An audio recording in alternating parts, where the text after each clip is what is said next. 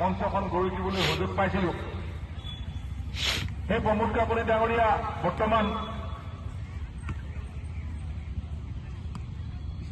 বিশেষভাৱে ভলীবলৰ উত্তৰণৰ বাবে তেওঁ নিজে নিজৰ চোতালত এটা কোচিং চেণ্টাৰ সৃষ্টি কৰি অনুশীলন কৰাই আহিছে।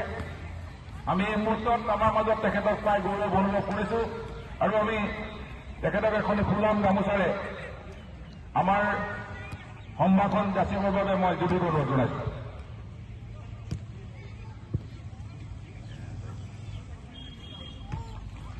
ভিতৰপুখুৰী উচ্চতৰ মাধ্যমিক বিদ্যালয়ৰ শ্ৰদ্ধেয় অধ্যক্ষ শ্ৰীযুত বিমান বৰুৱা ছাৰ আমাৰ মাজত আছে। বিমান বৰুৱা ছাৰক আমি সততে খেলপথাৰখন ব্যৱহাৰ কৰাৰ ক্ষেত্ৰত আমি আমনি কৰোঁ। তেখেতেও আমাক হাঁহিমুখে সদায় সহযোগিতা আগবঢ়াই আহিছে।